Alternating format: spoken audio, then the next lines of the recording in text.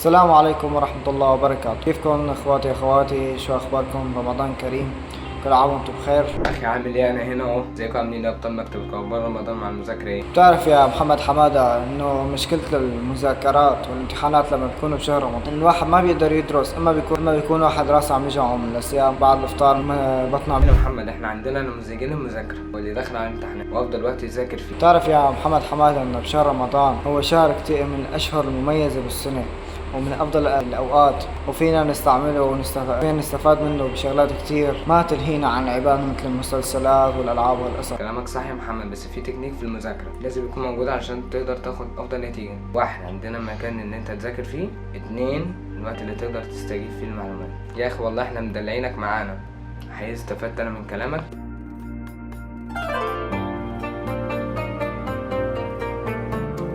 بشهر رمضان فيك مثلا احسن الاوقات اللي هي بدك تدرس فيها انه هي تكون بعد صلاة العشاء، بعد ما تكون خلصت اكل هون بتكون انت مرتاح، فمعك مثلا 5 ساعات 6 تدرس فيها لوقت السحور وتصلي الفجر وتنام تقريبا للساعة 10، وتفيق على الساعة 10 اكيد راح تحس حالك محتاج نوم اكتر، انه الواحد يعني بحب النوم، بحب ينام، وبتفيق على الساعة 11 او 10، وبعد ما تصلي الظهر والعصر فيك تبقى تصلي. بس بعد العصر يعني يفضل الواحد ما يدرس لأنه حيكون شوي عطشان وجوعان، فما راح يقدر يركز بالدراسة لأنه حيكون في شوية نقص بالطاقة وحيكون ضايج شوي. عظيم محمد، انا استفدت من كلامك. عرفك بقى انتم مشاهدين على وقت التاني للمذاكرة، وده انا شخصيا بفضل ان الواحد بيكون في كامل تركيز وهدوء، مفكرش في الاكل لانك لسه متصحى. الوقت ده بعد الفجر، تصلي الفجر ويبدا يذاكر لغايه الظهر، يعني معاد 8 ساعات جدا، وطبعا مش متواصلين. طريقة المذاكرة مهمة وده هنتكلم فيه انا ومحمد في فيديو تاني.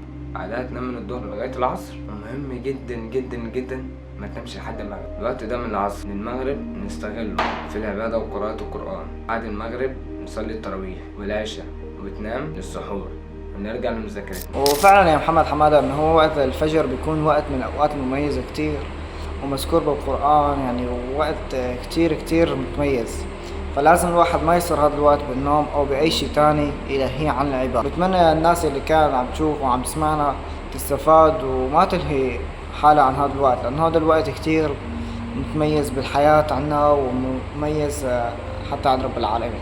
كمان متنساش تقول لنا في رمضان هتتبني انهي فكرة تعتمدها في رمضان المذاكرة، وقول لنا في الكومنت. اليوم بيكون خلصت حلقتنا لليوم، ولا تنسوا اللايك والسبسكرايب حلو على القناة إذا كنتوا بتابعونا على اليوتيوب، واللايك والشير إذا كنتوا بتابعونا على الفيسبوك. والسلام.